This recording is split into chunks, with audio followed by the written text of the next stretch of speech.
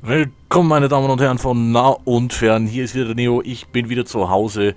Nochmal an alle ein gutes neues Jahr, ich hoffe ihr seid alle gut reingerutscht und habt es richtig krachen lassen auf jede erdenkliche Art und Weise. So, zum Einstieg machen wir mal nochmal eine Runde The Stanley Parable, weil es gerade so schön war und ich außerdem ziemlich gespannt bin, was ich hier noch so für Mist machen kann und welche verschiedenen Auswirkungen das Ganze wieder haben wird. Also gehen wir mal wieder durch die Tür. All of his co-workers were gone. What could it mean? Stanley decided to go to the meeting room. Perhaps he had simply missed a memo.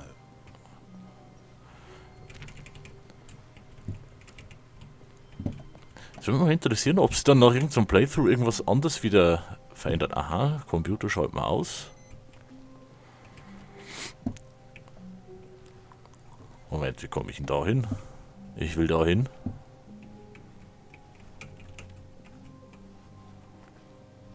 Kommen wir da nicht rein? Mach auf! Mach die Tür auf!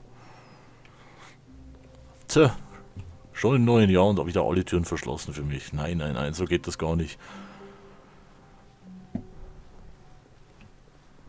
When Stanley came to a set of two open doors, he entered the door on his left. Dann gehen wir jetzt mal durch die linke und dann machen wir es anders.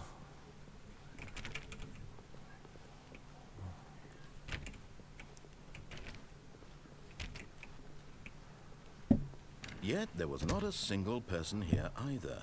Feeling a wave of disbelief, Stanley decided to go up to his boss's office, hoping he might find an answer there.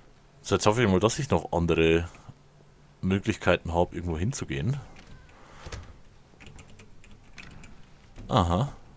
Stanley stepped into the broom closet, but there was nothing here, so he turned around and got back on track. So, wenn ich das jetzt nicht mache.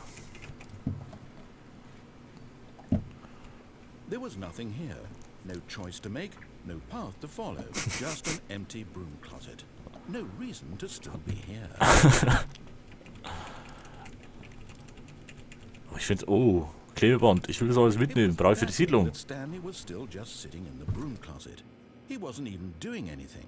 At least if there was something to interact with, he'd be justified in some way. As it is, he's literally just standing there doing sweet buffet.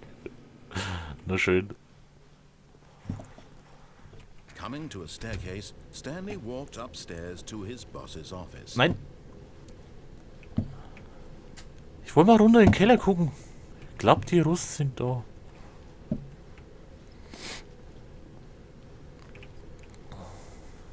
But Stanley just couldn't do it. He considered the possibility of facing his boss, admitting he had left his post during work hours. He might be fired for that. And in such a competitive economy, why had he taken that risk? All because he believed everyone had vanished. His boss would think he was crazy. And then something occurred to Stanley. Maybe, he thought to himself, maybe I am crazy. All of my co-workers blinking mysteriously out of existence in a single moment for no reason at all? None of it made any logical sense.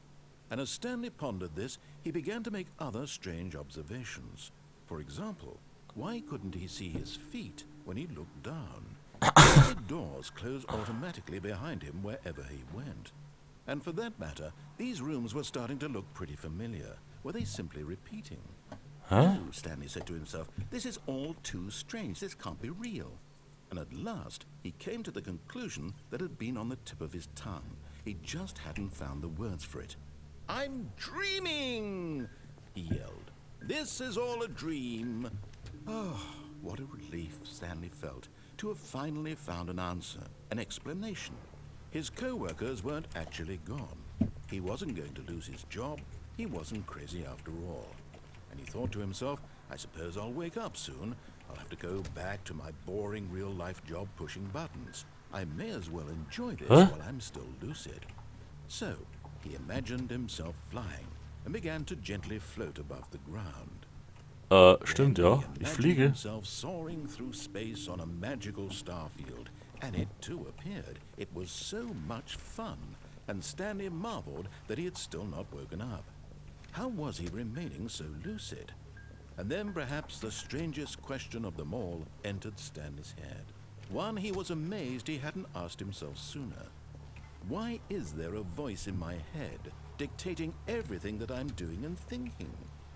Now the voice was describing itself being considered by Stanley, who found it particularly strange.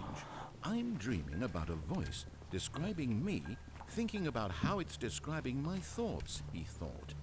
And while he thought it all very odd and wondered if this voice spoke to all people in their dreams, the truth was that, of course, this was not a dream. How could it be? Was Stanley simply deceiving himself? Das ist ein Déjà-vu. Fehler in der Matrix. Responsibility for himself. Stanley is as awake right now as he's ever been in his life. Now, hearing the voice speak these words was quite a shock to Stanley. After all, he knew for certain, beyond a doubt, that this was in fact a dream. Did the voice not see him float and make the magical stars just a moment ago? How else would the voice explain all that? This voice was a part of himself too. Surely, if he could just... He would prove it. He would prove that he was in control, that this was a dream. So he closed his eyes gently, and he invited himself to wake up. He felt the cool weight of the blanket on his skin, the press of the mattress on his back, the fresh air of a world outside this one. Let me wake up. I'm through with this dream. I wish it to be over. Let me go back to my job. Let me continue pushing the buttons. Please, it's all I want. I want my apartment, and my wife, and my job. All I want is my life exactly the way it's always been. My life is normal. I am normal. Everything will be fine. I am okay.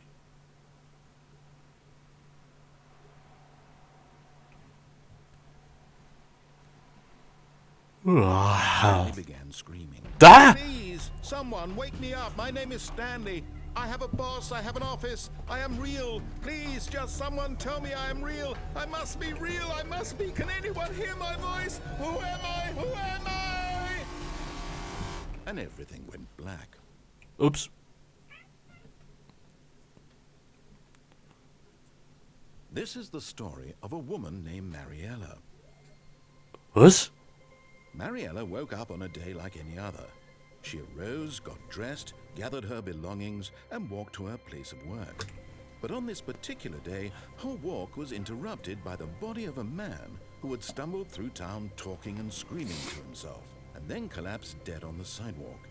And although she would soon turn to go call for an ambulance, for just a few brief moments, she considered the strange man. He was obviously crazy. This much she knew. Everyone knows what crazy people look like. And in that moment, she thought to herself how lucky she was to be normal. I am sane. I am in control of my mind. I know what is real and what isn't. It was comforting to think this, and in a certain way, seeing this man made her feel better. But then she remembered the meeting she had scheduled for that day, the very important people whose impressions of her would affect her career, and by extension, the rest of her life. She had no time for this, so it was only a moment that she stood there, staring down at the body. And then she turned and ran.